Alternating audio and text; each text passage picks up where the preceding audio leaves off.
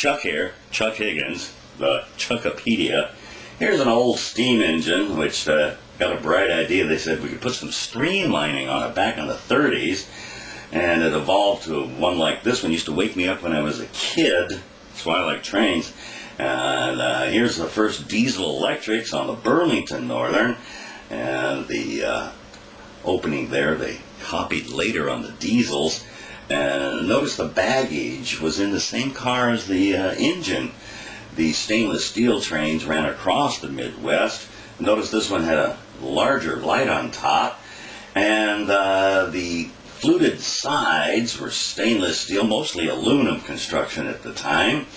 And the trains were meant for lightweight, speedy service to such cities as Denver, Chicago, Kansas City, Wichita. And here's the F7 diesel electric of a later version by General Motors. Notice those were fake markings painted red, which flaked off later. Looked just dreadful, trying to emulate those previous openings on the trains. And here's another version of that. Notice they also copied the fluted stainless steel siding, unique to this later version. Here's a Hiawatha. Beautiful train. Orange, purple, number one, ran on the route of the Hiawatha, the Milwaukee Road, Chicago to the Twin Cities. The New York Central wasn't to be outdone. Here was a one-off they did, the Empire Express, silver and black. And we come back to number 3 of the version of the Hiawatha. The New York Central was not up to be outdone. Indeed, they did another variation, this Nautilus-shaped Mercury, famous tower there in Chicago. The New York Central eventually developed trains that became some of the most beautiful. Regretfully, none were saved. Here's another Hiawatha. Notice this version of Hiawatha had a different cowling in front. Again, purple and orange.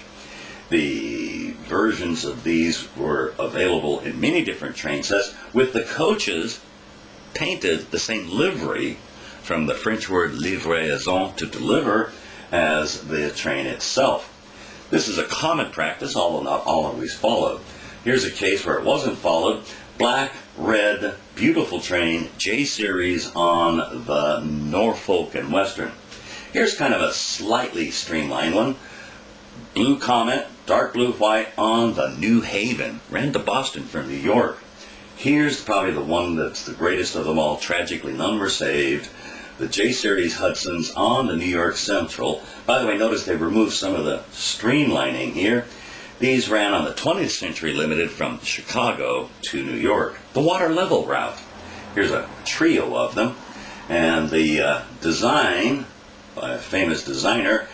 Here's one in honor of the Commodore Vanderbilt, who ran the New York Central. It was kind of an ugly green color with gold printing. Later turned into the Rexall train, the drugstore company. The New York Central, here's another version of the Empire Express. Notice the predecessor design of that front rounding. Here's one that also used to wake me up as a kid, diesel version of the Daylight, orange and red. Look at this one. You might think it's the Aeolus of the Burlington. It's not. Notice right there, it's the reading line.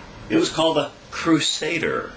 Not to be confused with Crusader Rabbit, an old tiny cartoon that preceded Rocky and his friends.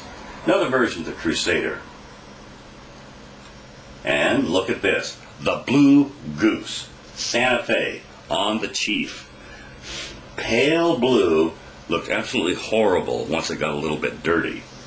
This, on the other hand, beautiful train, ran on the Union Pacific from San Francisco to Ogden on to Chicago.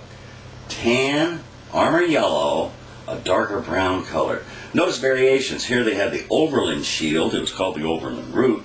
For the Union Pacific, the first train to actually cross the United States.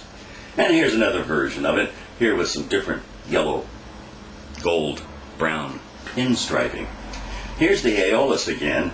This was, however, the original on the Burlington. Notice the fluted stainless steel sides and the peculiarly flat slab front. That's a steam engine. And again, we come back to the Zephyr, which was emulating that, the first diesel electric train. These are lightweight, earlier version. Notice again that cowling. And these set speed records, particular one from Chicago to Denver. Again, another Zephyr. Zephyr, the god of wind. And we have coming up, beautiful train, the Royal Blue, on the Baltimore and Ohio. It ran to Washington, D.C. Sister railroad, the Chesapeake and Ohio, fluted sides again, all yellow. And again, the Royal Blue. Notice the variations on some of the streamlined designs, usually, not always, with the drive gears being available. Here's Chicago Northwestern, big ugly green thing. Grand Trunk Railroad also had some, and had the gold striping, as here does the B&O's Royal Blue. Again, the Chicago Northwestern, the Grand Trunk Railroad, a railroad nearby, but not a sister railroad, had a very similar design. Here again, Norfolk and Western, J-Series, ran in the Virginia area in particular. And again, we have the Chicago and Northwestern. These ran on the route of the 400 miles in 400 minutes from Chicago to the Twin Cities. The later versions of the diesel electrics, we have the raw steam engine, which was later streamlined, giving a predecessor to the diesel electrics. And again, the train that woke me up as a kid. I love trains. I'm Chuck Higgins.